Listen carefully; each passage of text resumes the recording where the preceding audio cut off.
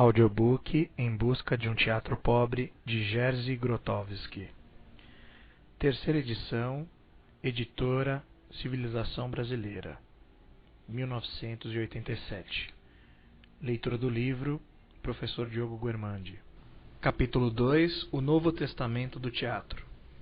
O nome, entre aspas, teatro laboratório, faz pensar em pesquisa científica. Será esta uma associação apropriada? A palavra pesquisa não deveria lembrar sempre pesquisa científica. Nada pode estar mais longe do que fazemos do que a ciência stricto sensu. E não só pela nossa carência de qualificações, como também porque não nos interessamos por esse tipo de trabalho. A palavra pesquisa significa que abordamos nossa profissão mais ou menos como o entalhador medieval, que procura recriar no seu pedaço de madeira uma forma já existente. Não trabalhamos como o artista e o cientista, mas antes como o sapateiro, que procura o lugar exato no sapato para bater o prego. O outro sentido da palavra pesquisa pode parecer um pouco irracional, uma vez que envolve a ideia de penetração na natureza humana. Em nossa época, na qual todas as línguas se confundiram com a Torre de Babel, como na Torre de Babel, em que todos os gêneros estéticos se misturaram, a morte ameaça o teatro, à medida que o cinema e a televisão invadem o seu domínio. Comentário do leitor. Esse capítulo vai ficar bem nítido novamente que o Grotowski estava preocupado com o fim do teatro, né? Ele observava o teatro como uma arte que estava meio perdida, digamos assim. Continuando. Isso faz com que examinemos a natureza do teatro. Como é que ele se diferencia das outras formas de arte e o que é que o torna insubstituível? Pergunta. Sua pesquisa o conduziu a alguma definição? Que significa a palavra teatro? Esta é uma pergunta com que sempre nos defrontamos e para a qual há muitas respostas possíveis. Para o acadêmico, o teatro é o lugar onde um ator declama um texto, ilustrando com uma série de movimentos a fim de torná-lo mais facilmente compreendido. Interpretado desta forma, o teatro é um acessório útil da literatura dramática. O teatro intelectual é apenas uma variante dessa concepção.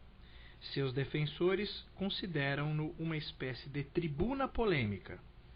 Também aqui, o texto é o elemento mais importante, e o teatro funciona unicamente para acentuar certos argumentos intelectuais, provocando com isso o seu confronto recíproco. Trata-se de uma ressurreição da arte medieval do duelo oratório. Para o espectador comum, o teatro é, acima de tudo, um lugar de divertimento. Se ele espera encontrar uma musa frívola, o texto não lhe interessa, nem um pouco. O que o atrai são as chamadas gags, os efeitos cômicos e talvez os trocadilhos que levam de volta ao texto. Sua atenção se dirige principalmente para o ator como um centro de atração. Uma jovem vestida o mais sumariamente possível é, por si só, uma atração para certos frequentadores de teatro que atribuem um critério cultural à atuação da moça, embora esse julgamento seja, na verdade, uma compensação para a frustração pessoal. O espectador que alimenta veleidades culturais gosta, de vez em quando, de assistir a representações de repertórios mais sérios, até de uma tragédia, contanto que possua algum elemento melodramático. Neste caso, suas exigências podem variar profundamente. Por um lado, pode demonstrar que pertence a uma sociedade melhor, onde a arte é a garantia, e por outro lado deseja experimentar certas emoções que lhe proporcionem um senso de autossatisfação. Mesmo que não sinta piedade pela pobre Antígona, nem aversão pelo cruel Creonte, e não partilhe do sacrifício e o destino da heroína, acredita-se, apesar disso, moralmente ser igual a ela. Para ele, trata-se de uma questão de ser capaz de sentir-se nobre. As qualidades didáticas desse tipo de emoção são dúbias. A plateia, toda constituída de Creontes, pode ficar do lado de Antígona durante a representação, mas isso não a impedirá de comportar-se como Creonte, uma vez fora do teatro. Comentário do leitor. É muito interessante aqui ele fazendo uma análise de um espectador comum que, na maioria das vezes, encara o teatro como divertimento, muitas vezes como uma compensação pessoal. Ele fala aqui, né, de uma atriz bonita, por exemplo, que por si só já é o suficiente para o espectador homem, por exemplo, sentir um determinado prazer, né, e aí depois ele atribui uma interpretação, mas muitas vezes a satisfação em assistir aquela atriz foi pela beleza dela, foi por uma compensação, enfim, pessoal, psicológica do espectador. E ele fala que de vez em quando a plateia se submete a um texto mais sério, com também algumas finalidades pessoais, e aqui ele fala de sentir-se nobre, né? Mesmo que eu seja o vilão, digamos assim, o Creonte, uma pessoa mais corrompível, ao torcer pela protagonista, pela vítima, eu me sinto vítima, eu me sinto mais nobre, mais honroso, mesmo que fora do teatro eu continue sendo, né, ele diz aqui, o Creonte. Interessante aí essa análise. Continuando. É digno de nota o sucesso das peças que tratam de uma infância infeliz. O fato de assistir aos sofrimentos de uma criança inocente no palco torna bem mais fácil para o espectador simpatizar com a infeliz vítima. Assim, ele se assegura do alto nível de seus padrões morais. Comentário do leitor. Então, ele faz uma análise aqui da reação, né, da sociedade com relação aos espetáculos e como sempre isso se relaciona diretamente com os valores morais da plateia, com umas certas compensações pessoais de frustrações psicológicas, enfim. Continuando. A gente do teatro não tem, usualmente, uma concepção inteiramente clara sobre o teatro. Para o ator comum, teatro é, acima de tudo, ele mesmo, e não o que ele é capaz de conseguir através de seus meios técnicos. Tal atitude origina a imprudência e a autossatisfação que o tornam capaz de apresentar ações que não exigem nenhum conhecimento especial, que são banais e comuns, como andar, levantar-se, sentar-se, acender um cigarro, colocar as mãos no bolso e assim por diante. Na opinião do ator, nada disso se destina a revelar alguma coisa, mas basta em si, porque, como já disse, ele, o Sr. X, é o teatro.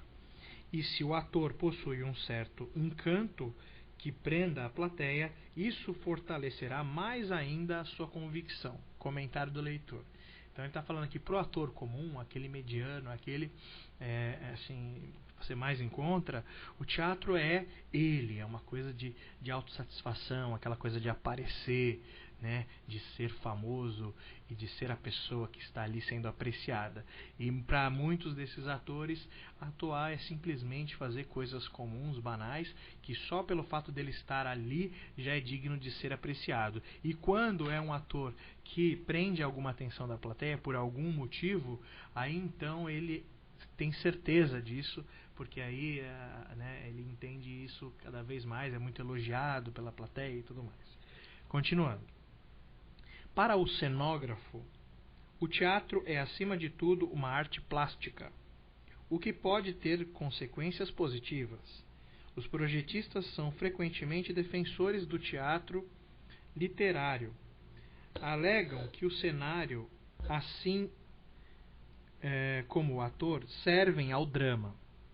Essa crença não revela qualquer desejo de servir à literatura, mas apenas um complexo com relação ao produtor. Aliás, apenas um complexo com relação ao produtor.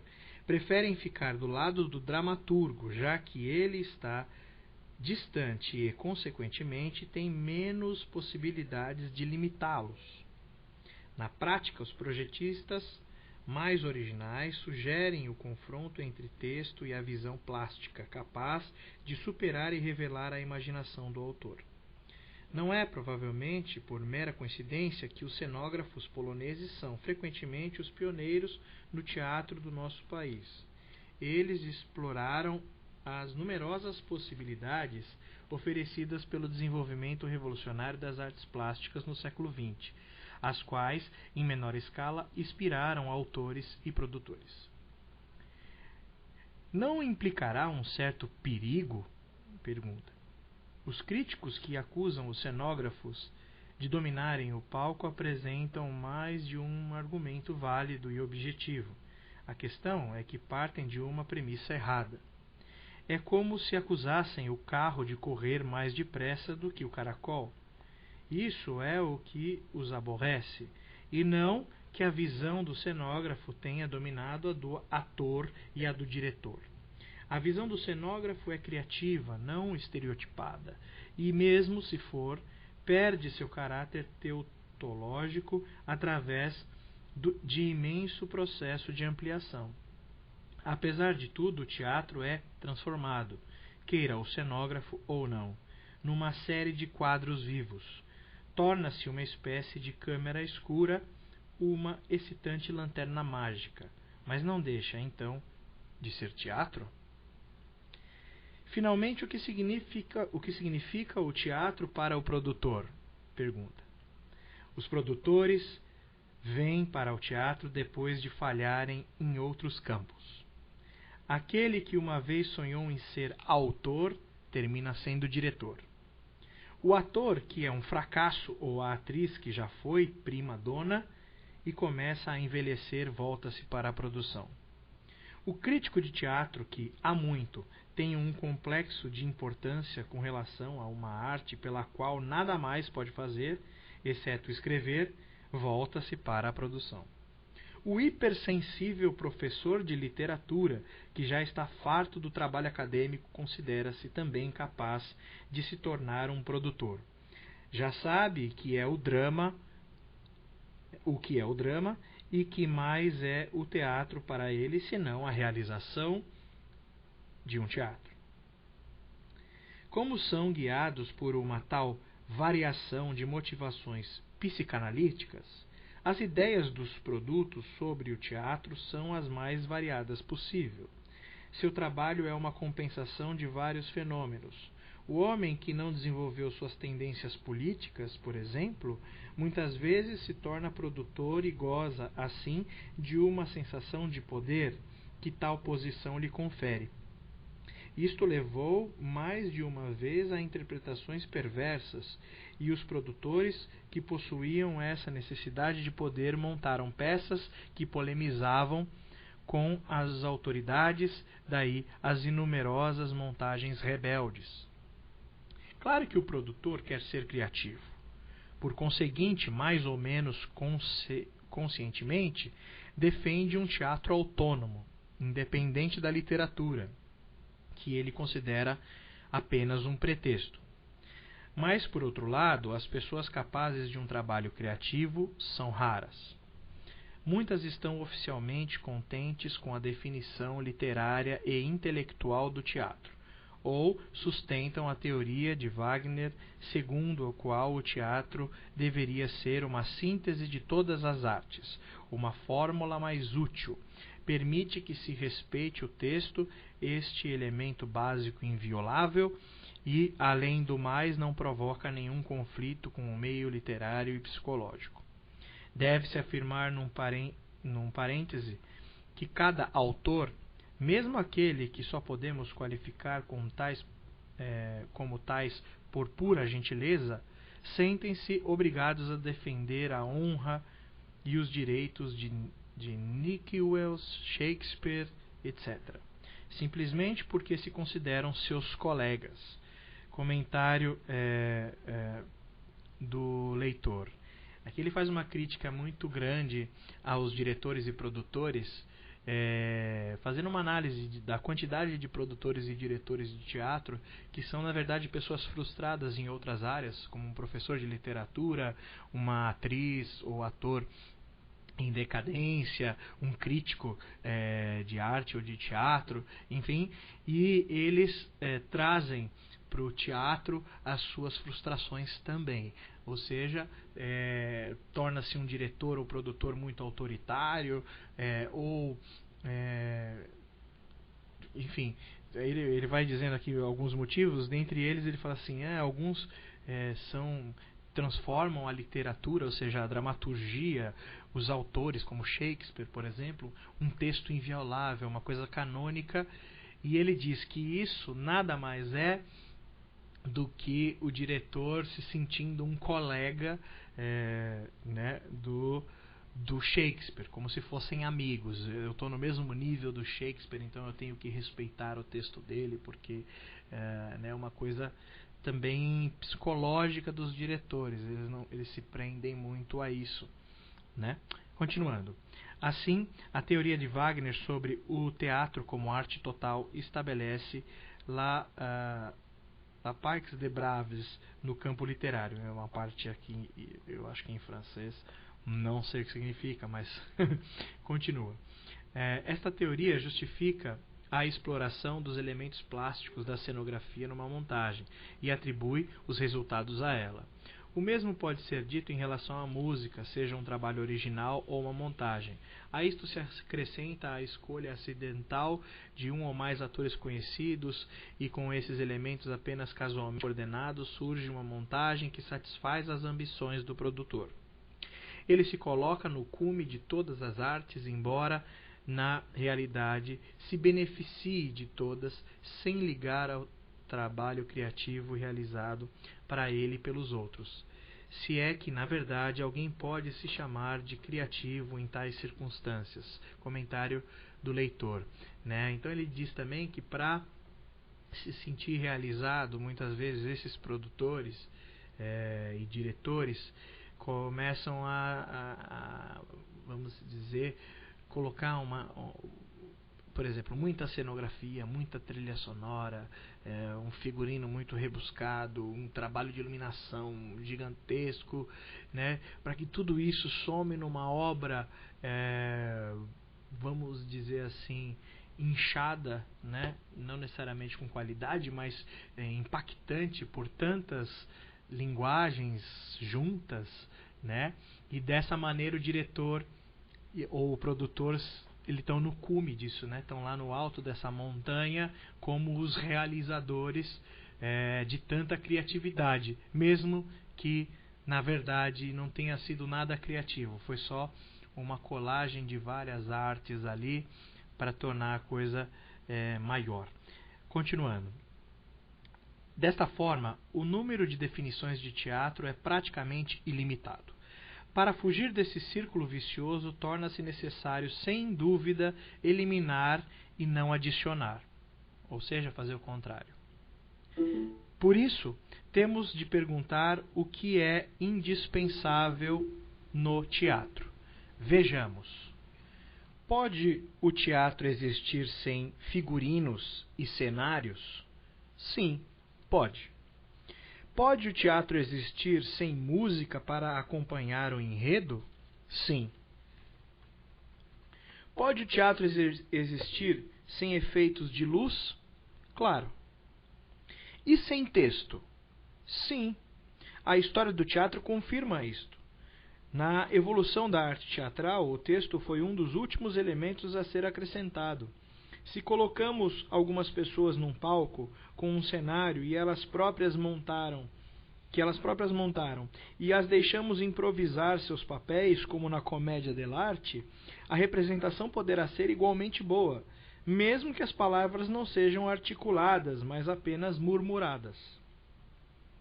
Mas poderá o teatro existir sem atores? Não conheço nenhum exemplo disto. Pode-se mencionar o teatro de fantoches. Mesmo aqui, no entanto, o ator pode ser encontrado por trás das cenas, embora de uma outra forma. Pode o teatro existir sem uma plateia? Pelo menos um espectador é necessário para que se faça uma representação. Assim, ficamos com o ator e o espectador. Podemos então definir o teatro como o que ocorre entre o espectador e o ator. Todas as outras coisas são suplementares, talvez necessárias, mas ainda assim suplementares. Comentário do leitor. É importante a gente tomar um certo cuidado para perceber que ele, ao fazer essa desconstrução, né, e tentar achar a essência do teatro, que ele aqui está dizendo que é o que acontece entre o ator e o espectador, não é que ele está excluindo as outras qualidades possíveis de serem utilizadas no teatro, como a luz, o figurino. Não é isso. Ele está dizendo que às vezes elas, inclusive, são até necessárias, mas elas são suplementares, ou seja, elas não são a essência do teatro. Essencialmente, ele está dizendo que é aquilo que acontece entre o ator e o espectador. Tá? Continuando. Não foi por mera coincidência que nosso teatro laboratório se desenvolveu a partir de um teatro rico em recursos, nos quais as artes plásticas, a iluminação, a música eram constantemente usadas. Para o teatro ascético, em que nos tornamos nos últimos anos, o teatro ascético no qual os atores e os espectadores são tudo o que existe. Né? Ou seja, ele está dizendo que no grupo dele, no começo, ele usava cenografia, figurino e tal, e aos poucos eles foram chegando nessa síntese de um teatro pobre, ou seja, só o ator e a plateia. Né? Todos os outros elementos visuais são construídos através do corpo do ator, e os efeitos musicais e acústicos através de sua voz. Isso não significa que não empreguemos o teatro, que não empreguemos a literatura, mas sim que não a consideramos a parte criativa do teatro. Mesmo que os grandes trabalhos literários possam, sem nenhuma dúvida, ter efeito estimulante na sua gênese. Comentário do leitor. Então ele não está desconsiderando a literatura, ou seja, o texto do teatro. Inclusive ele diz aqui que pode ser até super estimulante na sua gênese, mas ele também não é como ele diz aqui, tá aqui, isso não significa que empregamos a literatura, então ele considera o texto uma parte criativa e não uma parte limitante, né? Continuando, já que o nosso teatro consiste somente de atores e espectadores, fazemos exigências especiais a ambas as partes, embora não possamos educar os espectadores, pelo menos não sistematicamente. Pode-se educar o ator. Então, se eu não posso trabalhar o espectador, eu posso trabalhar o ator, e esse é o foco do teatro do Grotowski. Continuando. Como é, então, que o ator é treinado no seu teatro e qual a função dele numa montagem? Né? Uma pergunta para o Grotowski. Continuando. O ator é o homem que trabalha em público com seu corpo, oferecendo-o publicamente. Se este corpo se limita a demonstrar o que é, algo qual qualquer pessoa comum pode fazer, não constitui um instrumento obediente capaz de criar um ato espiritual. Se é explorado por dinheiro e para ganhar favores da plateia, a arte de representar está à beira da prostituição. Comentário. Aqui duas coisas que ele comenta que é muito interessante. Primeiro, se o ator usa o seu corpo de uma forma que qualquer pessoa comum pode fazer, ele diz que esse cara ele não é digno de fazer um trabalho, né, mais espiritual, uma coisa que vai transcender a arte, digamos assim.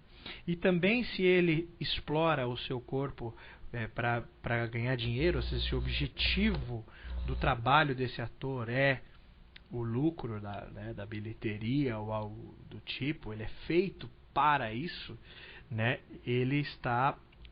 a sua arte de representar está à beira da prostituição. Continuando, é fato reconhecido que durante muitos séculos o teatro esteve associado com a prostituição, num sentido ou noutro da palavra. A palavra atriz e cortesã já foram sinônimos. Hoje separam-se por um limite bem mais claro, não por uma mudança no mundo do ator, mas porque a sociedade se transformou. Hoje em dia, é a diferença entre uma mulher respeitável e uma cortesã que ficou meio difícil de estabelecer. Ele faz aqui, talvez até uma coisa meio cômica, né? Que hoje ele diz, não é hoje...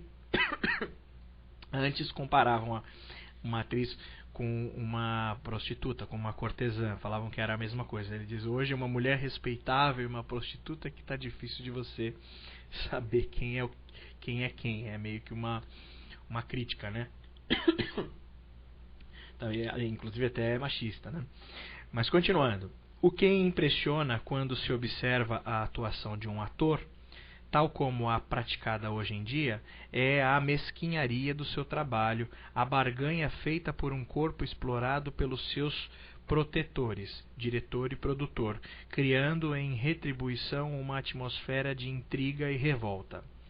Assim como só um grande pecador pode se tornar um santo, segundo os teólogos, não esqueçamos a revelação, assim porque és mormo, nem frio nem quente, e te vomitarei da minha boca. Eu cito uma parte talvez aqui da Bíblia.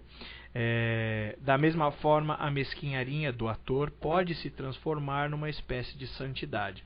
A história do teatro oferece numerosos exemplos disso. Comentário do leitor, aqui ele vai começar a falar de um trabalho do ator santo, né? Então, transcender a parte técnica para chegar em algo mais espiritualizado, né?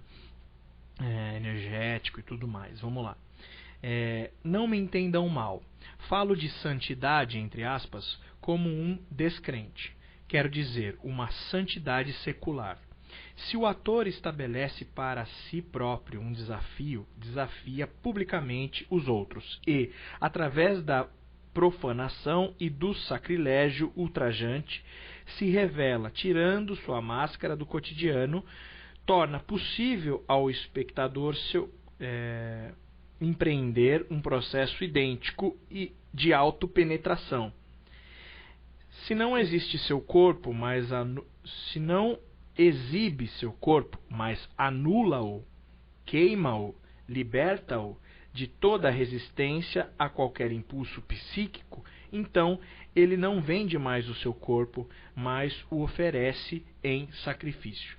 Essa parte aqui pode parecer um pouco mais complexa de entender, por isso que eu vou comentar, né? Aqui ele vai começar a falar muito de autopenetração e de penetração. Essa parte de penetração tem mais a ver com um mergulho interno mesmo do ator, com relação a conhecer os seus próprios paradigmas, os seus limites psíquicos, motoros, né? E se libertar disso, né? Ele fala de queimar e tudo mais, e aí você não está mais vendendo o seu corpo, mas você está oferecendo ele ao sacrifício, ou seja, é uma doação mesmo, né, sacrifício de sacro ofício, sagrado mesmo, para o personagem, para a arte. É bem interessante, muito do que a gente costuma fazer no curso ator tem disso aqui, principalmente no segundo módulo para frente, a gente trabalha isso muitas vezes. Continuando, repete a redenção, está próximo da santidade. Se tal representação deve ser fortuita, um fenômeno que não possa ser previsto no tempo e no espaço, mas pelo contrário, se quisermos um grupo de teatro cujo alimento seja esse tipo de trabalho, então temos de seguir um método especial de treinamento e pesquisa. Né? Uma pergunta. Como é, na prática, o trabalho com um ator, entre aspas, santo? Resposta. Há um mito que conta como um ator com uma quantidade considerável de experiência pode construir o que nós chamamos de seu próprio arsenal, entre aspas. Né? Comentando aqui, está falando um ator experiente, ele tem um arsenal. Isto é, um acúmulo de métodos, artifícios e truques. Deles, pode-se escolher um certo número de combinações para cada papel e atingir assim a expressividade necessária para prender a sua plateia. Esse arsenal, entre aspas, ou estoque, pode não ser mais que uma coleção de clichês, caso em que tal método é inseparável do conceito de ator cortesão. Tá? Então ele vai chamar de ator cortesão, né, uma crítica àquele ator que ao longo de sua experiência foi encontrando uma série de artifícios e técnicas e caras e bocas e vozes e trejeitos, coisas técnicas, né, que ele vai chamar de arsenal, e que no determinado momento o que ele faz simplesmente é combinar um com o outro, para cada papel, e assim ele prende a plateia. Então ele, assim, tentando exemplificar, fazendo uma analogia, ele é um vendedor de pastel, assim, né? Ele mistura os sabores e vende, e o pessoal fica satisfeito. Por isso ele vai chamar de ator cortesão. Continuando. A diferença entre o ator cortesão e o ator santo é a mesma que há entre a perícia de uma cortesã e a atitude de dar e receber que existe num verdadeiro amor. Em outras palavras, autossacrifício. Comentário. Então, quando ele diz do ator santo, que vai doar o seu corpo como sacrifício, ele está falando de amor. Né? E aquele ator cortesão, que tem esse arsenal de técnicas, né? Ele já está falando aí da prostituição, do cara que usa esses recursos, enfim, não para transcender uma arte, mas para simplesmente ganhar o seu dinheiro e pagar suas contas, né? Ainda continuando com o comentário, é importante a gente lembrar que a gente está lendo um cara que elevou aí as suas críticas ao extremo, né? Senão a gente também começa a fazer um julgamento aí de todos os atores, né? Como se o trabalho do ator não fosse também um trabalho que você recebe uma remuneração. A gente tem que tomar cuidado para não criar um tipo de preconceito por conta da ótica do Grotowski. Mas é muito interessante ver por onde ele vai. Continuando. O fato essencial no segundo caso, que é o ator santo, é a possibilidade de eliminar qualquer elemento perturbador a fim de poder superar todo o limite convencional. No primeiro caso, o ator cortesão, trata-se do problema da existência do corpo. No outro, antes da sua não existência. A técnica do ator santo é uma técnica indutiva, isto é, uma técnica de eliminação, enquanto a do ator cortesão é uma técnica dedutiva, isto é, um acúmulo de habilidades. Comentário. Então, esse trabalho do ator santo, né, nesse teatro laboratório do Grotowski, é um trabalho de eliminação, de eliminar as travas, né, os fatores psíquicos, etc. Que é o contrário desse ator cortesão, né, que ele fala que é um trabalho mais dedutivo, ou seja, de adição. Eu vou adicionando à minha própria personalidade uma série de elementos e tal, e trabalho dessa maneira. Continuando. O ator que realiza uma ação de autopenetração, que se revela e sacrifica a parte mais íntima de si mesmo, a mais dolorosa, o que não é atingida pelos olhos do mundo, deve ser capaz de manifestar até o menor impulso. Deve ser capaz de expressar, através do som e do movimento, aqueles impulsos que estão no limite do sonho e da realidade. Em suma, deve ser capaz de construir sua própria linguagem psicanalítica de sons e gestos, da mesma forma como um grande poeta cria a sua linguagem própria de palavras. Se levarmos em consideração, por exemplo, o problema do som, a plasticidade do aparelho vocal e respiratório do ator deve ser infinitamente mais desenvolvida do que a de um homem na rua, um homem comum. Mais ainda, esse aparelho deve ser capaz de produzir reflexos sonoros tão rapidamente que o pensamento, que remove toda a espontaneidade, não tenha tempo de intervir. Isso é muito interessante. Agora ele está falando aqui de velocidade, né? De trabalho incessante em que você chega num determinado momento em que você já está reagindo espontaneamente e de uma maneira tão rápida que não está passando por uma análise cerebral, assim, né? Psicológica, antes de você fazer a atitude. O ator deve ser capaz de decifrar todos os problemas do seu corpo que lhe sejam acessíveis. Deve saber como dirigir o ar e as partes do corpo onde o som deve ser criado e ampliado, como numa espécie de amplificador. O ator comum conhece apenas a cabeça como amplificador, isto é, usa a cabeça como caixa de ressonância para amplificar a voz, para tornar seus sons mais nobres, mais agradáveis para a plateia.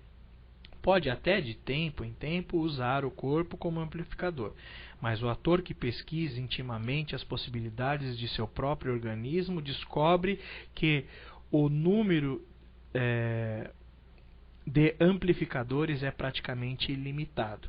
Ele não explora apenas a cabeça e o tórax, mas também a parte de trás da cabeça, o occipício, o nariz, os dentes, a laringe, a barriga, a espinha, bem como aquele aparelho amplificador que na verdade é todo o corpo.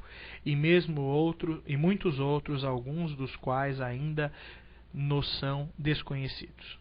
Ele descobre que não basta empregar a respiração abdominal no palco. As várias fases de sua ação física exigem diferentes tipos de respiração. Descobre que a dicção aprendida na escola de teatro muito frequentemente provoca o fechamento da laringe.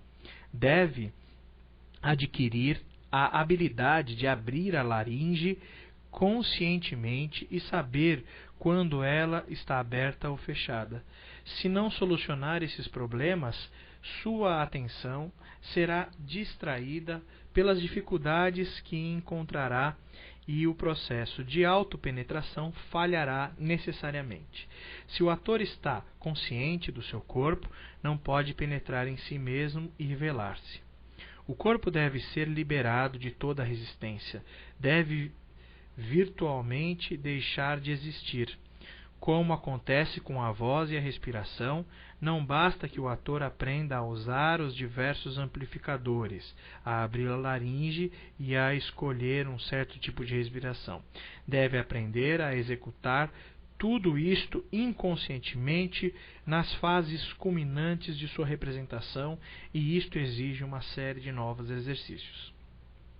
Quando estiver trabalhando no seu papel, deve aprender a não pensar em somar elementos técnicos, mas em conseguir eliminar os obstáculos concretos que se apresentam, por exemplo, a resistência da voz. Estas coisas não são, de modo algum, simples filigramas. Trata-se da diferença que decide o grau de êxito.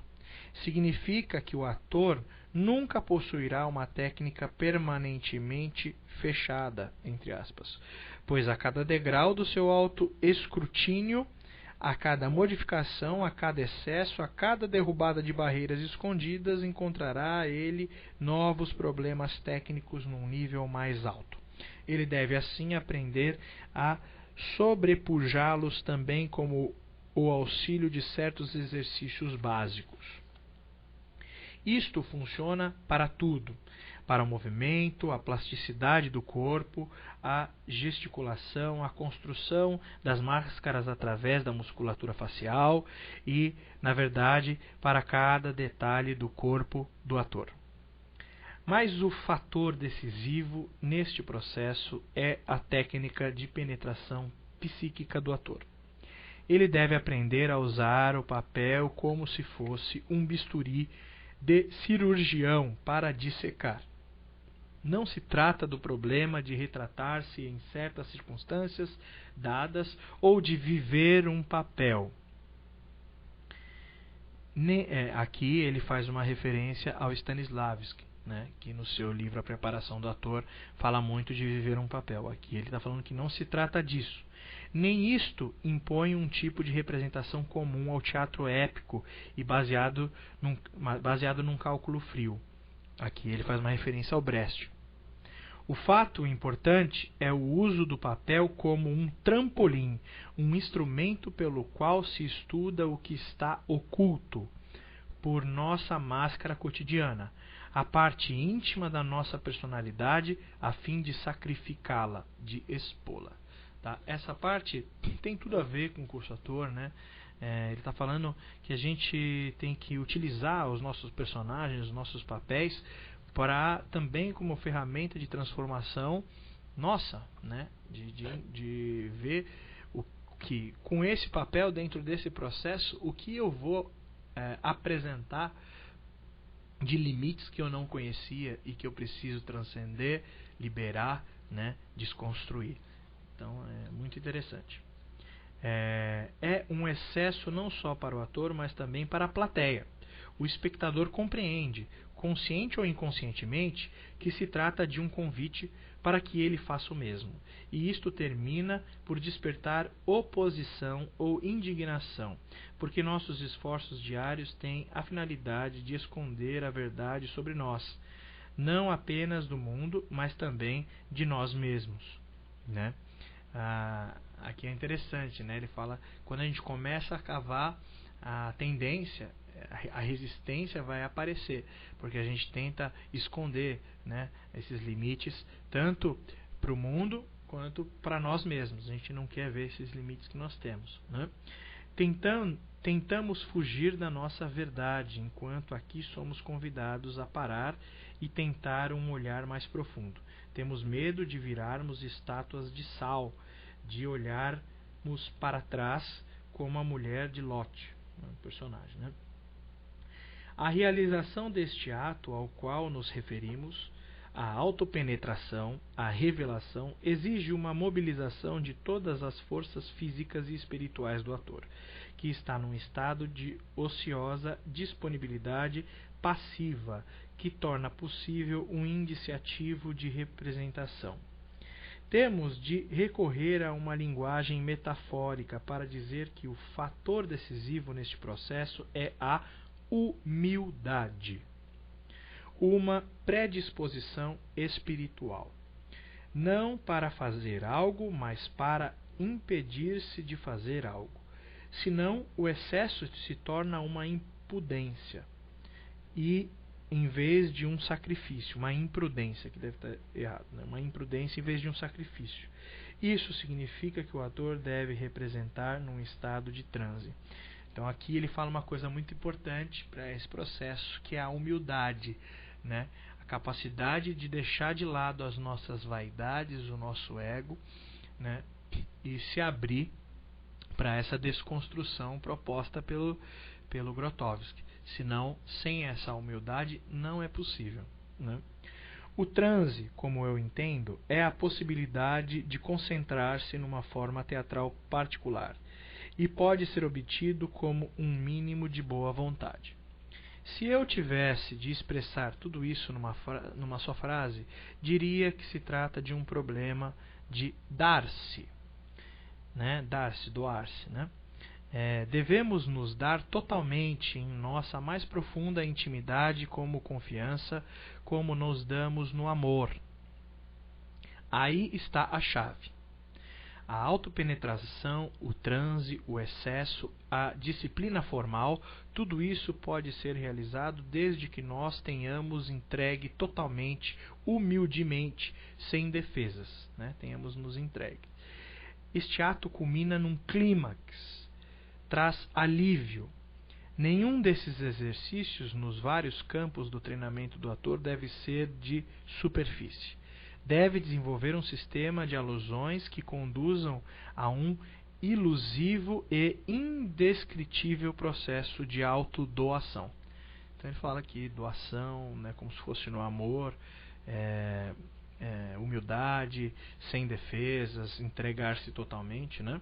Continuando, tudo isso pode soar estranho e lembrar uma espécie de charlatanismo. Para usarmos fórmula científica, podemos dizer que se trata de um emprego particular da sugestão, tendo como objetivo uma realização ideoplástica.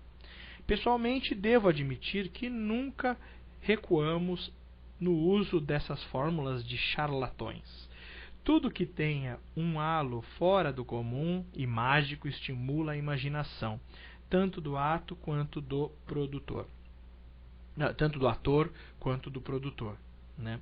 Acredito que devemos desenvolver uma anatomia especial do ator.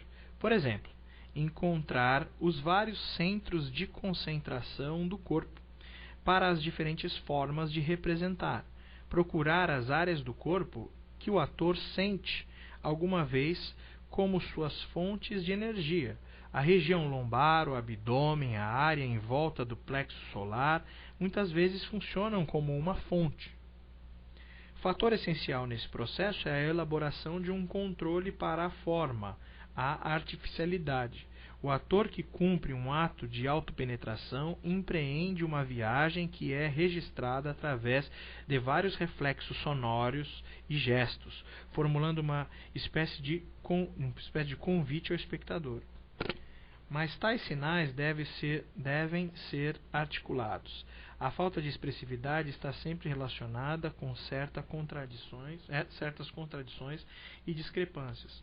Uma autopenetração indisciplinada não é uma libertação, mas é percebida como uma forma de caos biológico.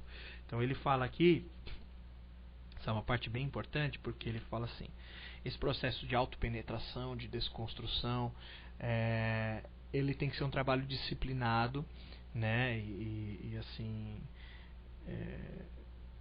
que se for indisciplinado, ele gera um caos biológico, ou seja, uma coisa bruta que não vai gerar, né, essa libertação, essa pureza, né, do ator santo e tudo mais, certo?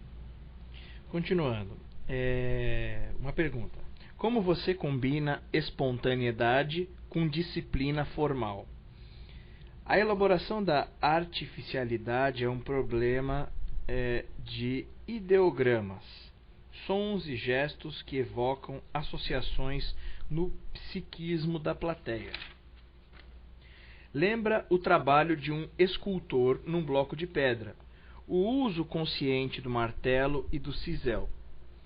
Consiste, por exemplo, na análise do reflexo da mão durante um processo psíquico e seu sucessivo desenvolvimento através do ombro, do cotovelo, do punho, dos dedos, a fim de decidir como cada fase desse processo pode ser expressa através de um sinal, de um ideograma que transmite instantaneamente as motivações escondidas do ator ou luta contra elas. Esta elaboração da artificialidade, da rédea orientadora, que é a forma, muitas vezes se baseia numa busca consciente em nosso organismo, através de formas cujas linhas exteriores sentimos, embora sua realidade ainda nos escape. Presumimos que estas formas já existem, completas, dentro do nosso organismo. Aqui, focamos num tipo de representação que, como arte, está mais próxima da escultura que da pintura. Comentário, né? Isso é interessante, essa analogia dá para a gente entender bem o que ele está falando, né? Assim, se aproxima mais da escultura do que da pintura. Então você imagina, quando a gente fala de pintura, a gente fala do desenho, né? Aquela coisa do desenho meticuloso, onde o pintor vai adicionando pigmentação, né? E vai dando ali uma forma, né? Um desenho e tudo mais. Ele falou que o trabalho que ele propõe é mais próximo da escultura, ou seja, você tem uma pedra bruta e você vai retirando, né, aquilo que não é necessário, que não é pertinente. Bem interessante essa analogia, acho que ela resume bem, inclusive, esse capítulo, né? Continuando. A pintura envolve a soma de cores, enquanto o escultor elimina o que esconde a forma, como se já existisse dentro do bloco de pedra, revelando-a dessa forma em vez de criá-la. Bonito. Continuando. Esta procura da artificialidade requer, por sua vez, uma série de exercícios extras, formando uma miniatura de tabela para cada parte do nosso corpo. De qualquer modo, o princípio decisivo permanece o seguinte: quanto mais nós observemos no que está escondido dentro de nós, no excesso, na revelação, na autopenetração, mais rígidos devemos ser nas disciplinas externas. Isto quer dizer a forma, a artificialidade, o ideograma, o gesto. Aqui reside todo o princípio da expressividade. Vou repetir esse trecho. Quanto mais nos absorvermos no que está escondido dentro de nós, no excesso, na revelação, na autopenetração, mais rígidos devemos ser nas disciplinas externas. Isso quer dizer a forma, a artificialidade, o ideograma, o gesto. Aqui reside todo o princípio da expressividade. Tá? Então ele está dizendo aqui que esse trabalho não é apenas um trabalho de aprofundamento, né, e daquela desconstrução, mas de que quanto mais a gente se desconstrói, mais rígido a gente deve ser, né, na forma, na artificialidade, no ideograma, no gesto, mais rígido com relação a essas coisas. Não pode aceitar, vamos dizer assim, qualquer coisa, né? Um primeiro gesto não significa que ele é já de primeira satisfatório, vamos dizer assim. Continuando. Outra pergunta. O que espera você do espectador nesse tipo de teatro? Resposta. Nossos postulados não são novos. Exigimos das pessoas as mesmas coisas que todo verdadeiro trabalho de arte exige, seja a pintura, a escultura, a música, a poesia ou a literatura. Não satisfazemos o espectador que vai ao teatro para cumprir uma necessidade social de contato com a cultura. Em outras palavras, para ter alguma coisa do que falar aos seus amigos e poder dizer que viu esta ou aquela peça, que foi muito interessante. Não estamos no teatro para satisfazer sua sede cultural, isto é, trapaça. Tampouco satisfaçamos o homem que vai ao teatro divertir-se, depois de um dia de trabalho. Todo mundo tem o direito de divertir-se depois de um dia de trabalho, e há inúmeras formas de divertimento para esse propósito, como certos tipos de filmes, de cabarés, e music hall, e muitas outras coisas parecidas. Estamos interessados no espectador que sinta uma genuína necessidade espiritual e que realmente deseje, através de um confronto com a representação, analisar-se. Estamos interessados no espectador que não para num estágio elementar de integração psíquica, satisfeito com a sua mesquinha estabilidade espiritual, geométrica, sabendo exatamente o que é bom e o que é ruim, sem jamais pôr-se em dúvida. Não foi para ele que é o grego, Norwood, Thomas Mann e Dostoiévski falaram, mas para aquele que empreende um processo interminável de autodesenvolvimento e cuja inquietação não é geral, mas dirigida para uma procura de verdade de si mesmo e da sua missão na vida. Essa parte é bem interessante. Então ele fala aqui para que tipo de espectador ele trabalhava com o seu grupo de teatro laboratório, né? E não era simplesmente para divertir o público. Já falou, já existiam enfim, opções para isso, e não era também para satisfazer a sede cultural, ou seja, falar, olha, fui numa peça tão legal, etc e tal. Não, era para interagir com aquele que de fato vai ao teatro se transformar, que vai aberto a uma peça para sair de lá uma outra pessoa, digamos assim. Acho que um exemplo bacana, isso tudo é comentário do leitor, tá? Um exemplo interessante para a gente visualizar, eu acho que tem muito a ver, assim, por exemplo, com peças do Plínio Marcos. Eu não sei porque eu tendo sempre a associar a dramaturgia do Plínio ao trabalho de ator do Grotowski. Essa é uma associação minha, livre, tá? Não necessária, mas, por exemplo, é muito comum um espectador comum que quer se divertir não gostar, assim, não ter vontade. Por exemplo, ele pergunta do que é a peça Navalha na Carne. Aí você explica, né? Não, tem uma prostituta, isso aqui lá, ela tem mais de 50 anos, e o cafetão, e assim, assado. E a pessoa fala assim, eu não é muito o tipo de peça que eu gosto. O cara às vezes acaba nem indo, né? E também aquele ator que quer ver, né, uma nova peça, um musical, uma novidade para sair falando, também já não é aquele cara que vai mais ver o Navalha na Carne. O Navalha na Carne é para aquelas pessoas que já assistiram talvez alguma peça do Plínio Marcos, e aí eles vão lá e saem absolutamente mexidos, né, por aquele drama humano pesadíssimo e profundo e lindo, né, da forma com que é a peça escrita, e você sai realmente transformado. Então eu estou fazendo essa associação aí porque foi o que me veio à cabeça quando eu li esse trecho, do tipo de teatro que o Grotowski faz, e principalmente para que público, que é aqui ele está dizendo, para que público, né? Que ele quer esse espectador que sinta uma genuína necessidade espiritual, em que realmente deseja, através de um confronto com a representação, analisar-se, tá? Então, a pessoa que realmente não quer conforto, ela quer ir lá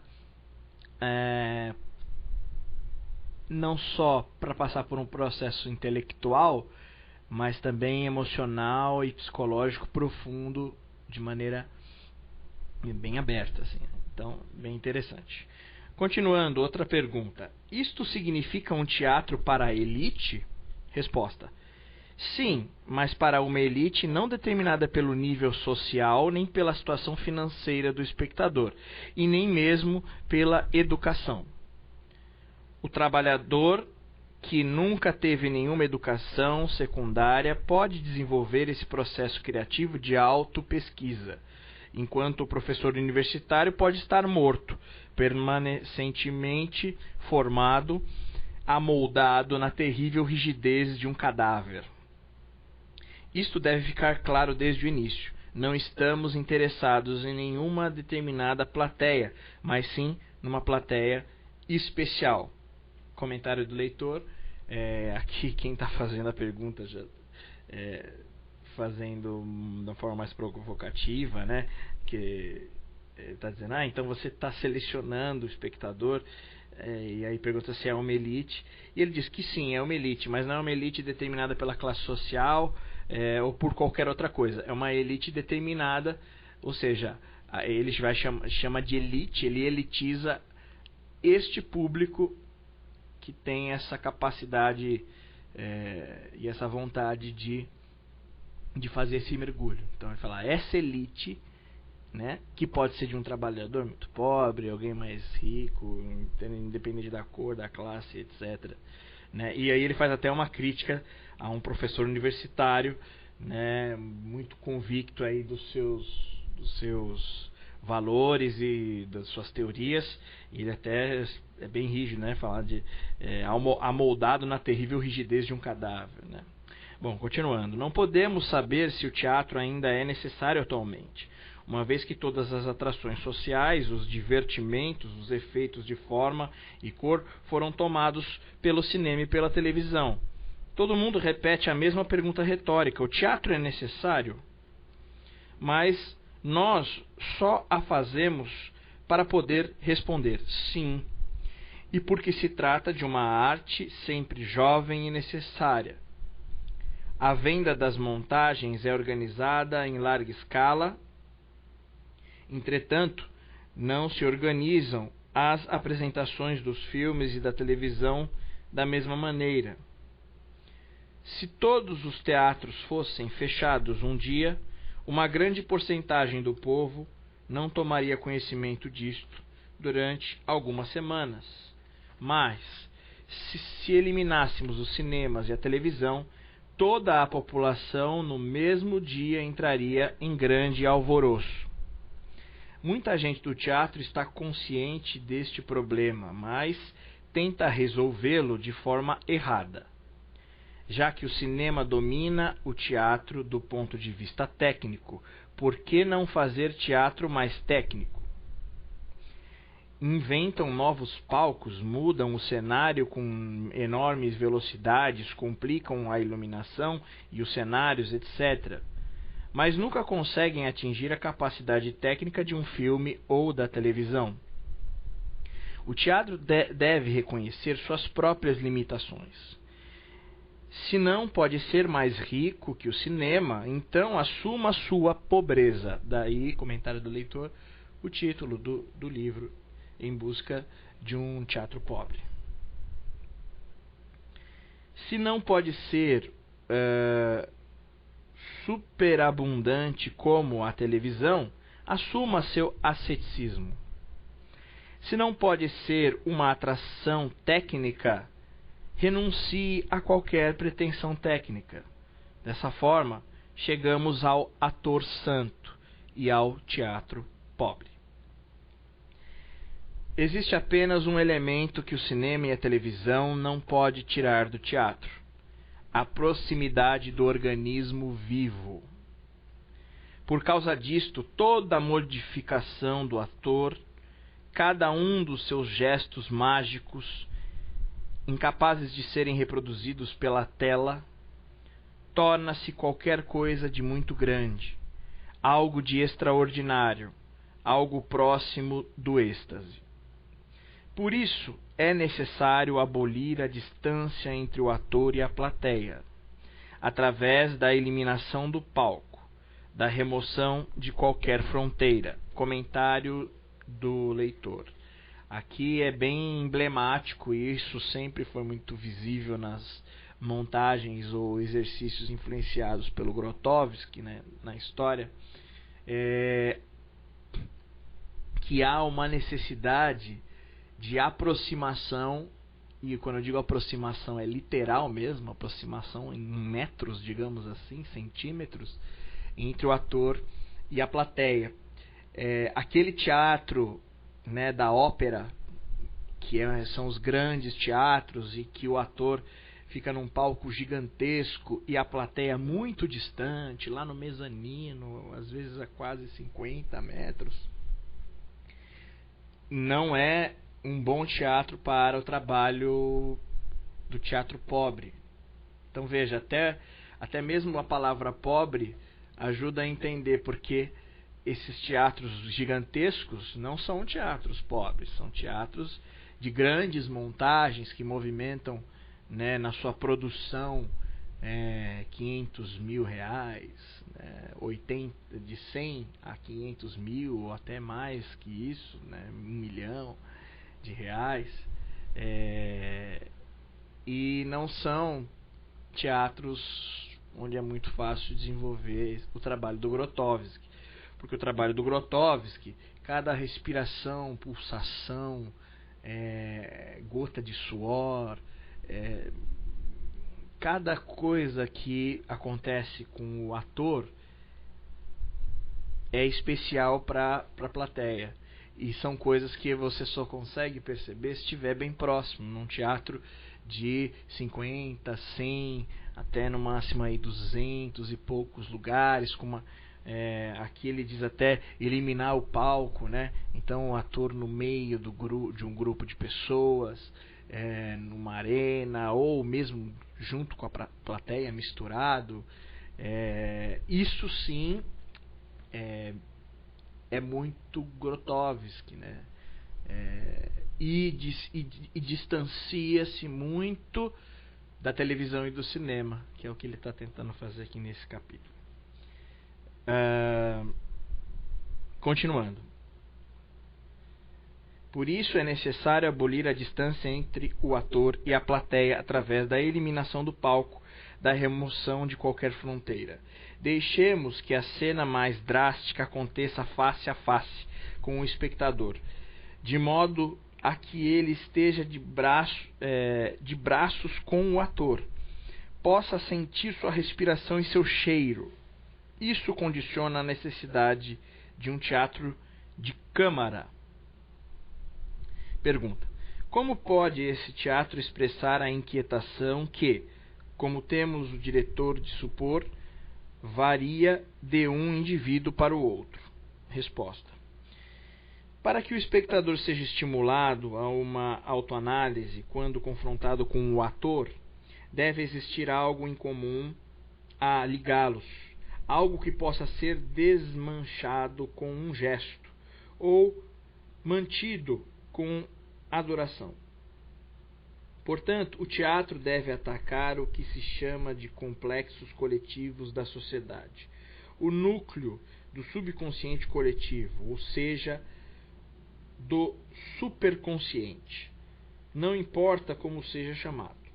Aqueles mitos que não constituem invenções da mente, mas que são, por assim dizer, herdados através de um sangue, uma religião, uma cultura e um clima.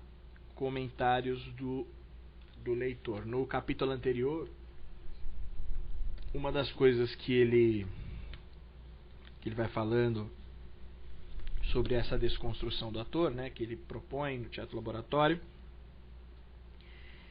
é você trabalhar o contraditório, contraste, né, entre os mitos. Ele fala até de mito e tudo mais, né? Então aqui ele está retomando, ou seja, uma das formas é você quer ver aqui, ó? Portanto, o teatro deve atacar, ele usa a palavra atacar, o núcleo que ele vai chamar de superconsciente. Os mitos que não são nossas coisas próprias da nossa mente, mas que são herdados de geração para geração, pela religião, pela cultura, pelo clima, né? Ou seja, aqueles valores construídos assim, universais, que todo mundo repete. Ele diz que é preciso que o teatro ataque tudo isso para que a própria plateia também comece a ficar mais nua, né? Mais vulnerável, digamos, para entrar em contato com o ator, né? Isso acontece em alguns espetáculos e é muito interessante mesmo. Continuando. Estou pensando em coisas que são tão elementares e tão intimamente associadas que seria difícil para nós submetê-las a uma análise racional. Por exemplo, os mitos religiosos, o mito de Cristo e Maria, os mitos biológicos, o nascimento e a morte, o simbolismo do amor, ou, num sentido mais vasto, Eros e Thanatos, os mitos nacionais, que são muito difíceis de serem enunciados em fórmulas, embora sua presença se faça sentir no nosso sangue quando lemos a parte 2 de Forefather Eve, de Mickiewicz, o Kardian de Slovak, ou a Ave Maria. Vou dar uns exemplos aqui, né? Uma vez mais, não existe problema na pesquisa especulativa de certos elementos reunidos numa montagem. Se começamos no nosso trabalho numa montagem teatral ou num papel, violando o mais íntimo do nosso ser, procurando aquelas coisas que mais possam nos ferir, mas que ao mesmo tempo nos dão um sentimento total de uma verdade purificante, que finalmente nos traz a paz, então, inevitavelmente, terminamos chegando a representações coletivas. Devemos estar familiarizados com este conceito para que não perdemos o seu sentido real, já que o alcançamos. Mas isso não pode ser imposto a ninguém de imediato. Como funciona isso numa montagem teatral? Não pretendo dar exemplos aqui. Penso que existe uma explanação suficiente na descrição de Acrópolis, Dr. Faustus, ou outras montagens. Quero apenas chamar a atenção para uma característica especial dessas montagens teatrais, que combinam a fascinação com uma negação excessiva, uma aceitação e uma rejeição, um ataque àquilo que é sagrado, representações coletivas, profanação e adoração. Para iluminar esse processo particular de provocação na plateia, devemos nos afastar do trampolim representado pelo texto, e que já está sobrecarregado de um sem número de associações gerais. Para isto, precisamos ou de um texto clássico, ao qual, através de uma espécie de profanação, restituímos ao mesmo tempo uma verdade, ou de um texto moderno que pode ser banal e estereotipado no seu conteúdo, mas apesar disso enraizado no psiquismo da sociedade. O ator santo não será um sonho? O caminho da santidade não está aberto a todos? Só os poucos escolhidos podem trilhá-lo. Como eu já disse, não devemos tomar a palavra santo, entre aspas, no sentido religioso. Trata-se mais de uma metáfora, definindo uma pessoa que, através de sua arte, transcende seus limites e realiza um ato de autossacrifício. Claro, você tem razão, é infinitamente difícil tentar reunir uma trupe de atores santos. É muito mais fácil encontrar um espectador santo, no sentido que eu dou a esta palavra, mas ele só vem ao teatro por um breve momento, a fim de fazer um acerto de contas consigo próprio. E isto é algo que não pode ser imposto pela dura rotina do trabalho diário. Será a santidade, então, um postulado irreal?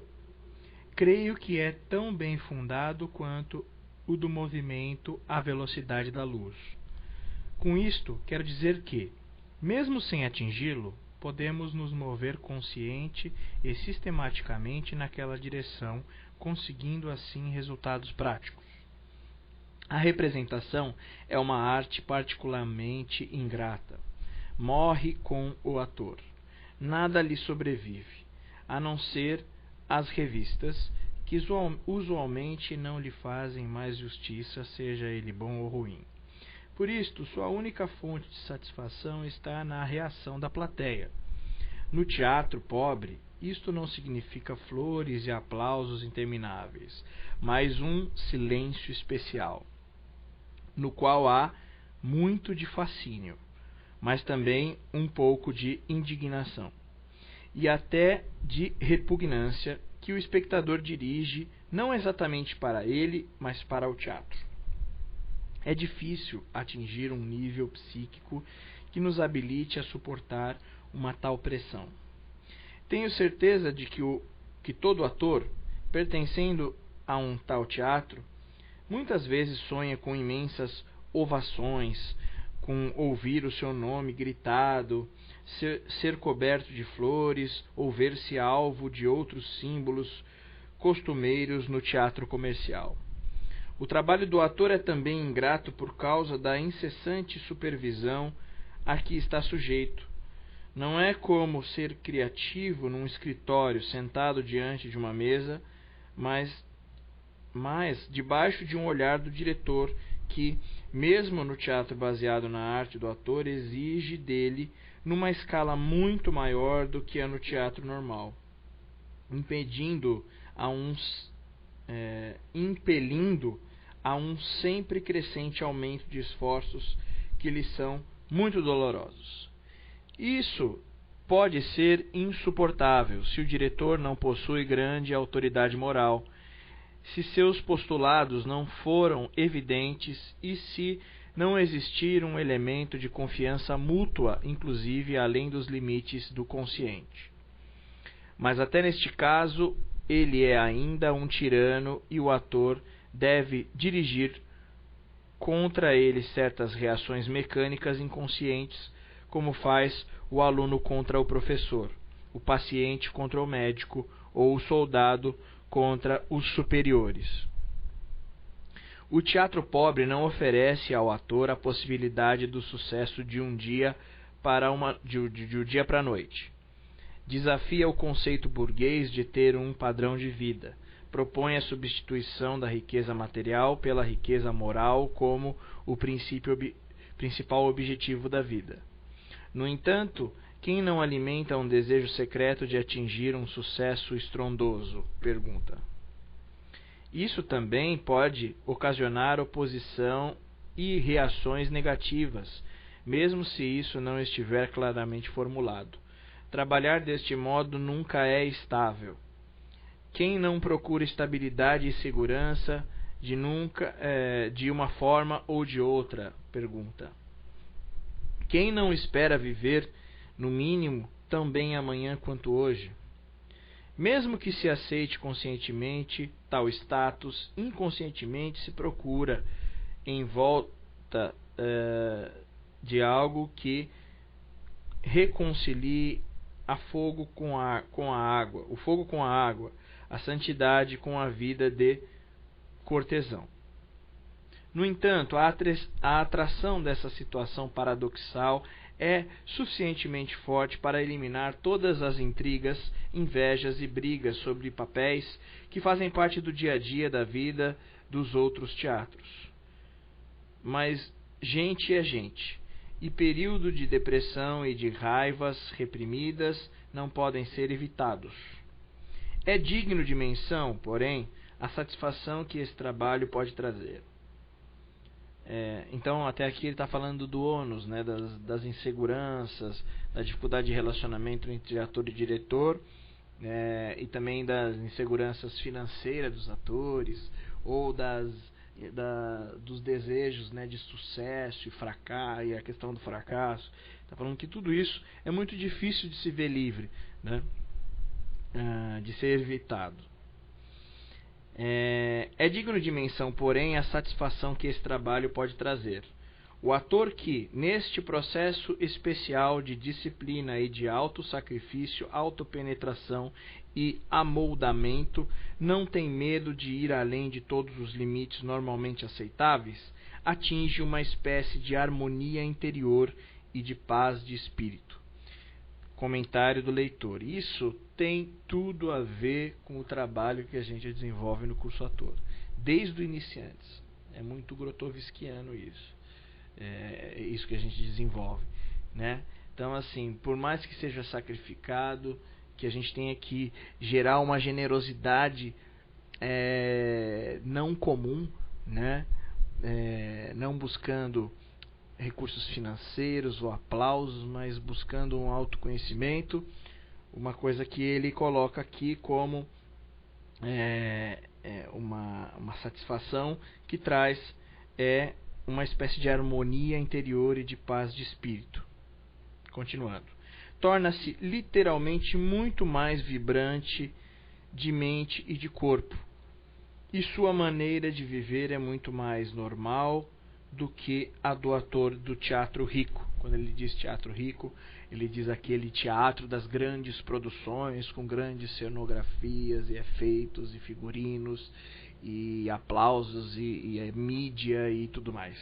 Ele está falando que é muito mais fácil e mais normal viver, esse ator que faz essa busca dele, viver, né? Uma coisa, quando ele diz normal, ele diz assim, mais com menos glamour, com menos pressão e mais em paz, digamos assim, do que aquele ator que faz aquele teatro rico, né? O oposto desse do teatro pobre. Pergunta: este processo de análise é uma espécie de desintegração da estrutura psíquica? Da estrutura psíquica, não correrá o ator o perigo, do ponto de vista de higiene mental, de ultrapassar limites? É uma pergunta. Segundo ele, não. Desde que se entregue com 100% ao seu trabalho, é o trabalho feito pela metade, desde que não corre perigo desde que se entregue 100%. É o trabalho feito pela metade superficialmente que é psiquicamente doloroso e desfaz o equilíbrio. Está falando do caos biológico que ele já tinha comentado. Se só nos entregarmos superficialmente nesse processo de análise e abandono, e isto pode produzir efeitos estéticos, quer dizer, se retivermos nossa máscara cotidiana de mentiras, então testemunhamos um conflito entre a máscara e nós mesmos. Mas, se este processo é levado ao seu limite extremo, poderemos conscientemente tirar a máscara cotidiana, sabendo agora a que objetivos ela serve e o que ocultava. Comentários do leitor, isso é muito interessante. Ele está dizendo assim, quando você faz para valer, não tem nenhum perigo de romper algum limite, alguma coisa assim psicológica. Agora, o problema é quando você não consegue tirar a máscara, ou não tira para valer, então você não entende o que é a máscara e nem entende o que ela ocultava. Continuando, esta é uma confirmação não do negativo que existe em nós, mas do positivo, não do que é pobre, mas do que é rico. Também conduz uma libertação de complexos, da mesma maneira que numa terapia psicanalítica. Então, aqui comentário também. Por isso, o caráter, por exemplo, do curso-ator, muita gente falar, nossa, aqui é uma terapia. Para mim foi uma terapia. Né? E tem a ver com isso mesmo. Né? Ele mesmo aqui está dizendo. Né? E muito da filosofia e do método empregado no curso-ator tem a ver com o trabalho do Grotowski, tanto que o Gelson baseou muito do curso nesse livro, inclusive, que eu estou lendo aqui, ok? Né? Principalmente no começo do curso. O mesmo se aplica ao espectador. O integrante de uma plateia que aceita o convite do ator e de um certo modo segue o seu exemplo, ativando-se da mesma forma, deixa o teatro num estado de maior harmonia interior. Mas aquele que luta a todo custo para manter a sua máscara de mentiras intacta, deixa o espetáculo ainda mais confuso. Estou convencido de que, no todo, mesmo no último caso, o espetáculo apresenta uma forma de psicoterapia social, embora para o ator seja uma terapia apenas se ele se entregou inteiramente à sua tarefa. Há certos perigos. É muito menos arriscado ser Zé da Silva a vida inteira do que ser Van Gogh. Mas, plenamente consciente de nossa responsabilidade social, devemos desejar que existam mais Van Goghs do que Zés da Silva. Mesmo que a vida seja muito mais simples para os últimos. Van Gogh é exemplo de um processo incompleto de integração. Sua queda é a expressão de um desenvolvimento que nunca foi completado. Só para complementar, trazer referência para quem não conhece muito, né, a vida do Van Gogh, o Van Gogh é um artista que participou do movimento impressionista, apesar dele não ter características assim tão comuns com a proposta do impressionismo, e depois se tornou um grande ícone da arte moderna, né? E era um artista muito perturbado. Ele inclusive tem vários casos assim, extremos de surto, e vale muito a pena conhecer a biografia dele. E um cara que foi perturbado a vida inteira, mesmo clinicamente, chegou a se internar, e, enfim, tá, só para ilustrar aqui, caso a pessoa não conheça o Van Gogh, né? Sua queda é a expressão de um desenvolvimento que nunca foi completado. Se olharmos as grandes personalidades, como por exemplo Thomas Mann, encontraremos eventualmente uma certa forma de harmonia. Pergunta: parece-me que o diretor tem uma grande responsabilidade nesse processo autoanalítico do ator. Como é que esta interdependência se manifesta e quais podem ser as consequências de uma ação errada da sua parte? Resposta: este é um ponto vitalmente importante. À luz do que acabei de dizer, isto pode soar mais ou menos estranho. O espetáculo cria uma espécie de conflito psíquico com o espectador. Trata-se de uma modificação e de uma violência, mas só pode ter algum efeito quando baseado no interesse humano e, mais do que isto, num sentimento de simpatia, num sentimento de aceitação. Desta forma, o diretor só pode ajudar o ator neste processo completo e agônico se for tão emocional e ardorosamente aberto para o ator quanto o ator o é em relação a ele. Não acredito na possibilidade de atingir efeitos através de cálculos frios. Uma espécie de claro para com nossos companheiros é essencial. Uma compreensão das contradições do homem e do fato de que ele é uma criatura sofredora e não alguém a ser condenado. Esse elemento de abertura é tecnicamente tangível. Tão somente se for recíproco pode esse elemento capacitar o ator a empreender os esforços mais extremos, sem qualquer medo de ser ridicularizado ou humilhado. O tipo de trabalho que cria tal confiança torna as palavras desnecessárias durante os ensaios. Durante o trabalho, o murmúrio de um som e algumas vezes até o silêncio podem ser bastante para nos fazermos compreendidos. O que nasce no ator é engendrado junto, mas no final o resultado é muito mais uma parte dele do que aqueles resultados obtidos nos ensaios do teatro normal.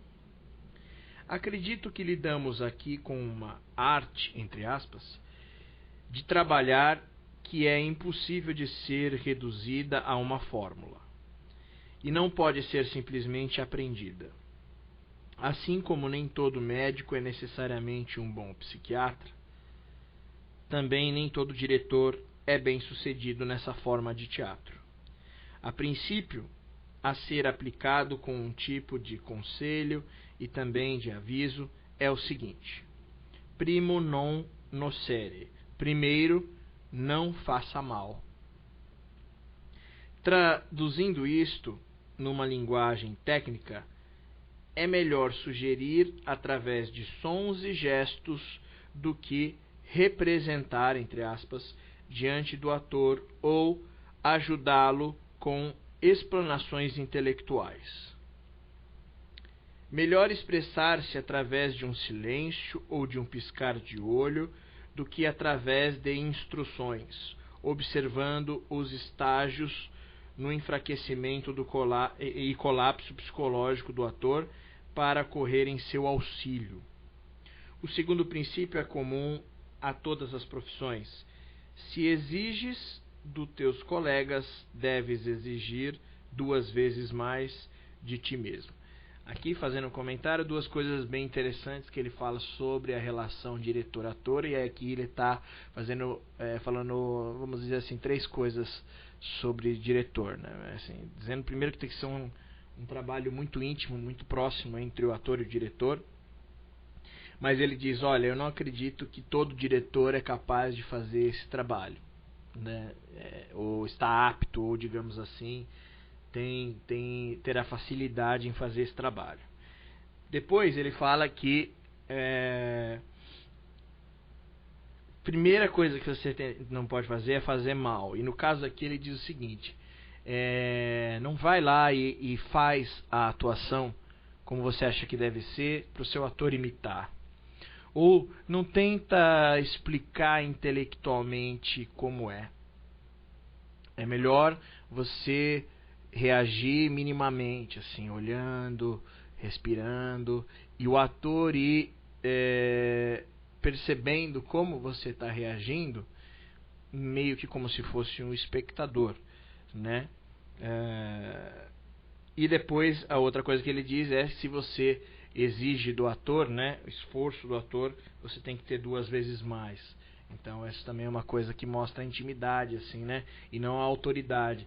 Então é uma coisa de, eu sou muito próximo de um ator ou do meu diretor, e o meu diretor, ele é um cara muito esforçado, está muito afim, isso me inspira para eu também me esforçar, ao invés de, olha, eu vou me esforçar porque ele mandou, ou seja, uma coisa autoritária, não é?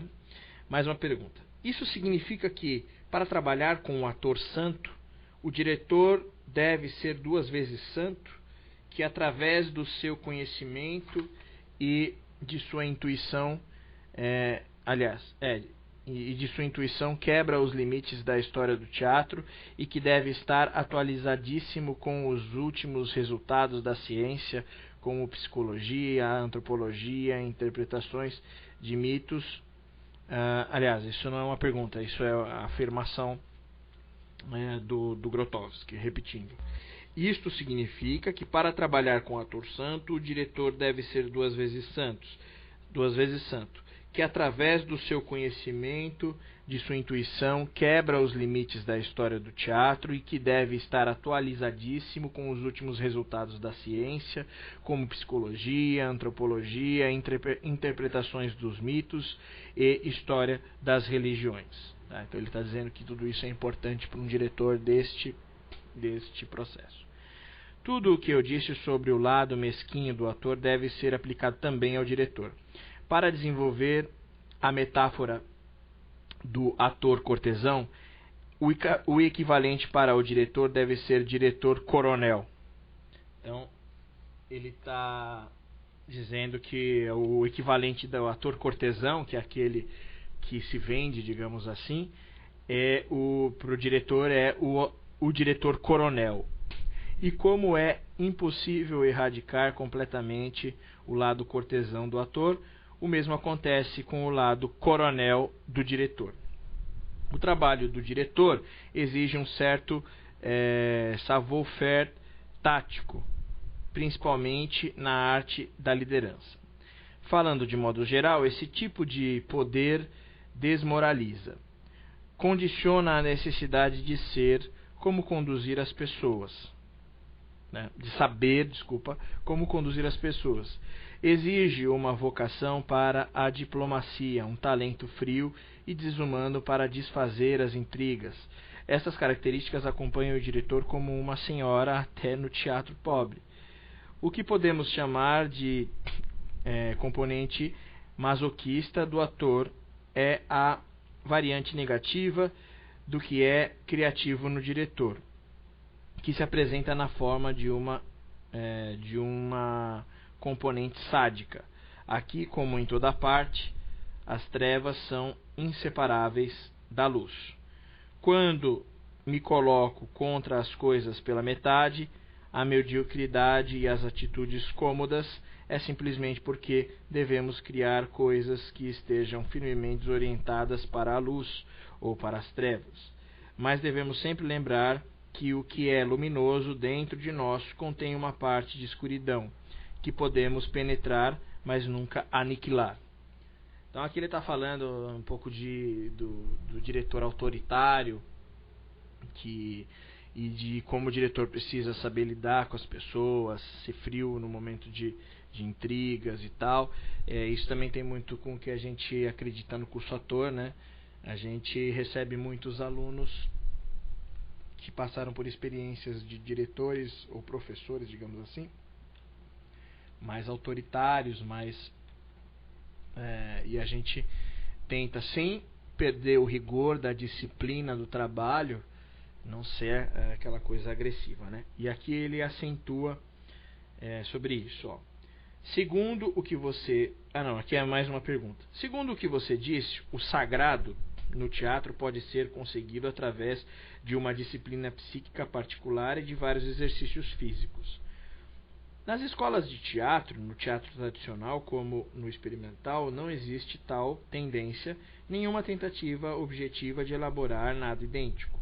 Como se pode preparar o caminho para o treinamento dos atores e produtores santos?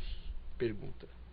Até onde é possível criar teatros monásticos em oposição ao teatro paroquial cotidiano? Pergunta. Resposta. Não acredito que a crise do teatro possa ser separada de certas outras crises do processo da cultura contemporânea.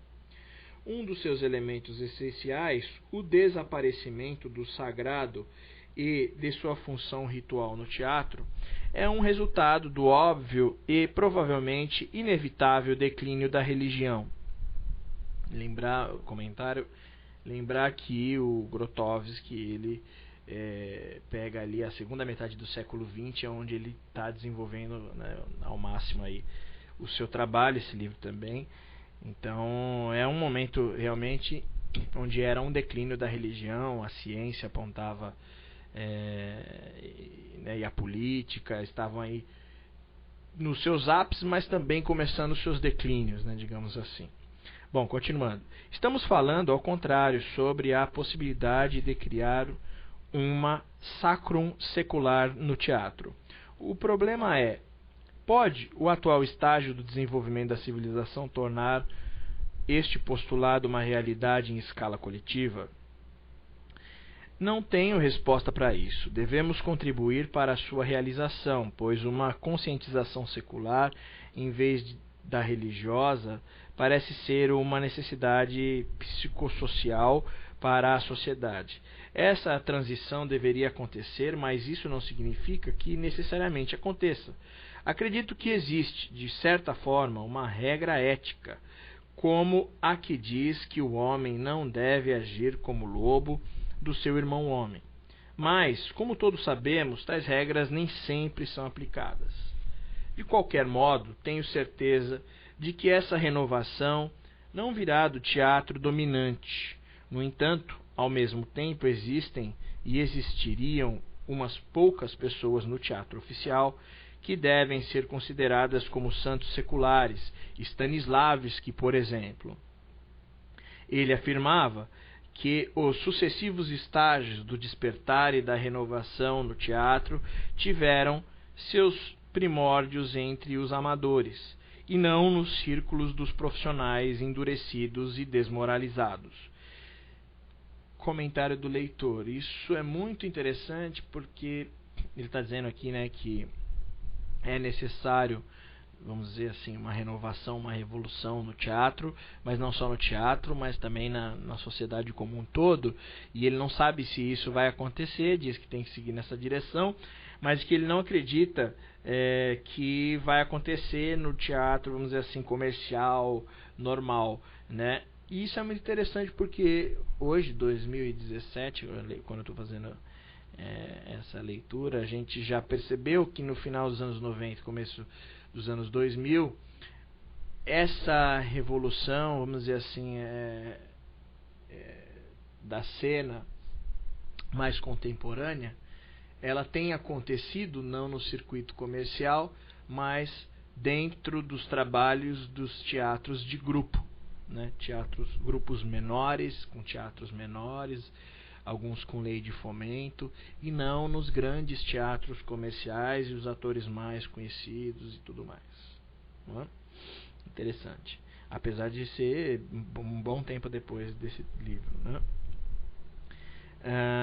Continuando. Isso também foi confirmado pela experiência de Varkatangov, ou, para tirar um exemplo de outra cultura, pelo teatro no japonês, que, devido à capacidade técnica que exige, poderia ser descrito como uma superprofissão, embora sua estrutura o torne um teatro semi-amador. De onde pode vir essa renovação? De pessoas insatisfeitas com as condições do teatro normal, que assumam a tarefa de criar teatros pobres, com poucos atores, conjuntos de câmara, que possam ser transformados em institutos para a educação de atores e ainda de amadores, trabalhando nas fronteiras do teatro profissional, e que, por conta própria, atingiram uma técnica superior à exigida no teatro dominante. Em suma, de uns poucos loucos que não tenham nada a perder e que tampouco tenham um trabalho exaustivo. Isso aí tem muito a ver com a criação do curso ator, né?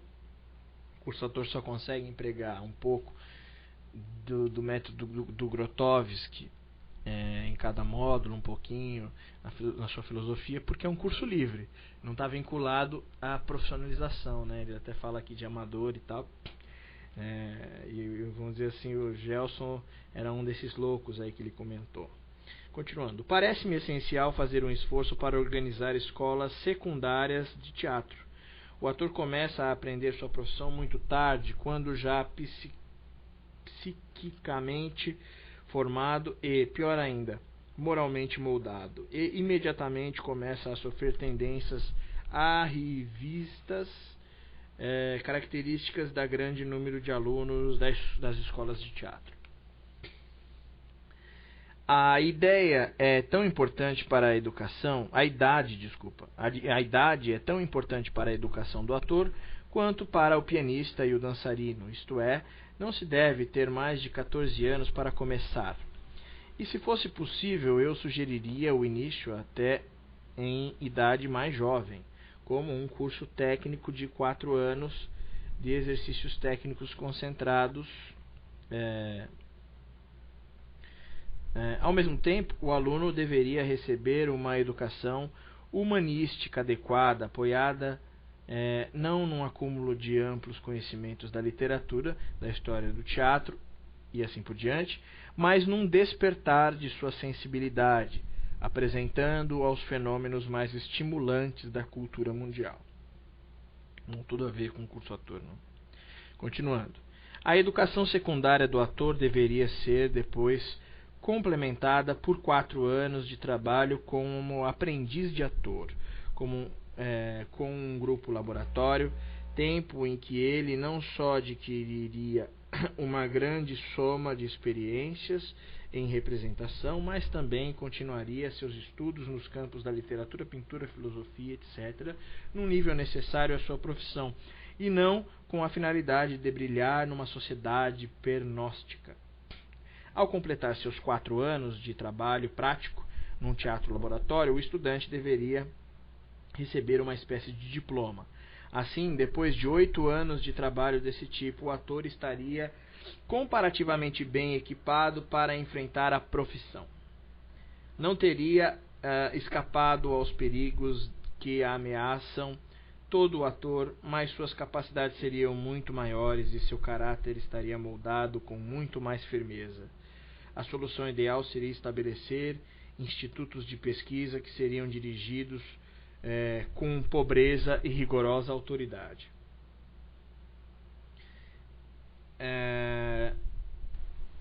O orçamento para sustentar um instituto assim seria a metade do que é gasto pelo Estado para sustentar um teatro provinciano. Sua equipe dirigente seria composta por um pequeno grupo de especialistas em problemas associados com o teatro. Um psicanalista e um antropólogo social, por exemplo. Haveria um grupo de atores do teatro laboratório normal e um grupo de pedagogos da escola secundária de teatro. mais uma editora para imprimir os resultados práticos que seriam intercambiados com outros centros idênticos e enviados a pessoas que fazem pesquisas em campos afins.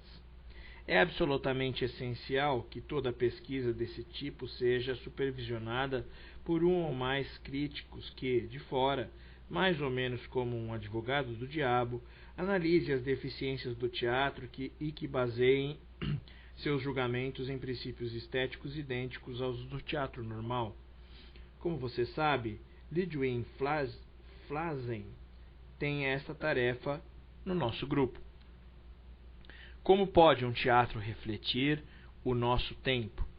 Falo do conteúdo e da análise dos problemas atuais. Pergunta. Resposta. Responderei de acordo com as experiências do nosso teatro.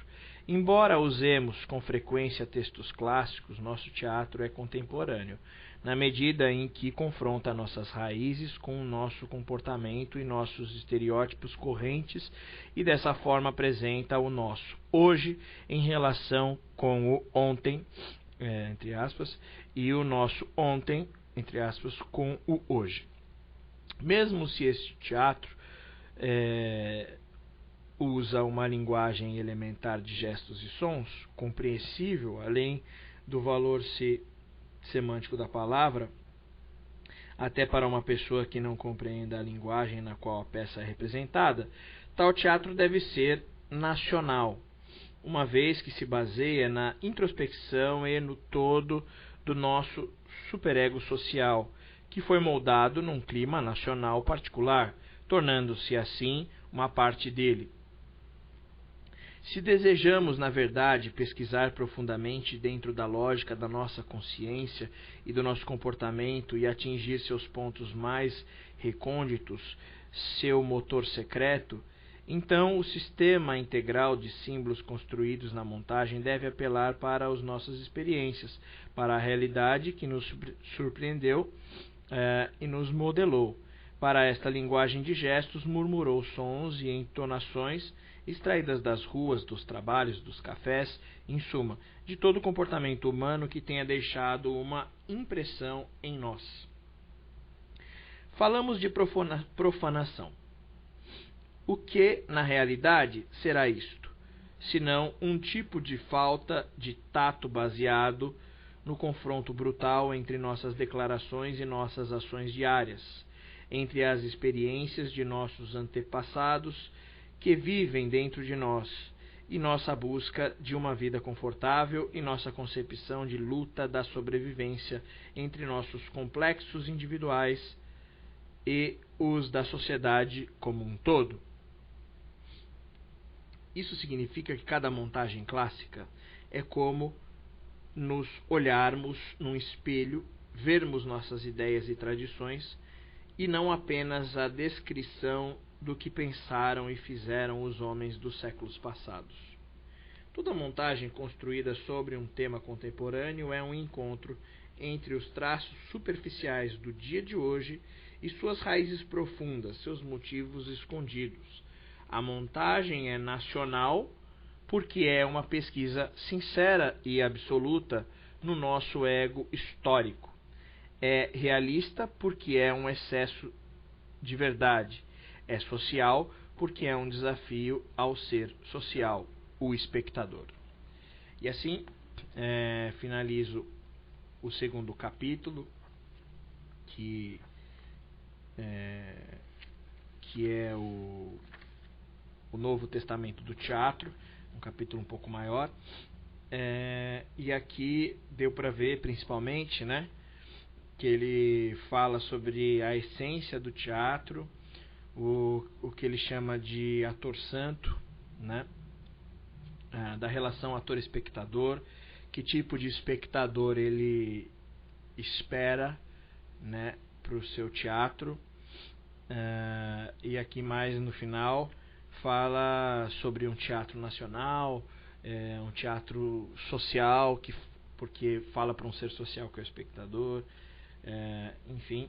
Então aqui dá para ter uma boa ideia. E aqui, inclusive, antes do final, ele chega a esboçar o que seria ideal, né, na formação dos atores uma formação de 8 anos, e ele fala como deveria ser um instituto, com psicanalistas, antropólogo, 4 anos de um tipo de trabalho mais físico, e depois 4 anos experimentando mesmo a arte do teatro, de preferência que começasse bem novo.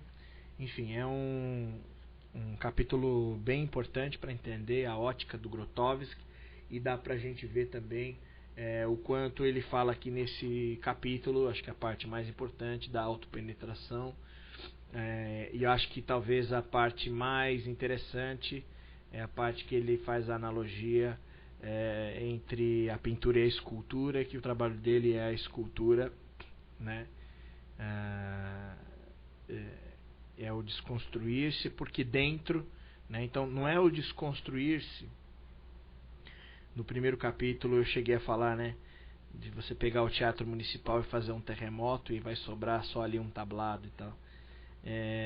Aqui fica até mais claro e até poético, que ele fala assim, é um desconstruir-se como uma escultura. Então há uma rocha em que você vai tirando, e lá dentro já existe uma obra, já existe né, ali aquela coisa que já está lá, é só você ir tirando o que é excesso, o que não é necessário.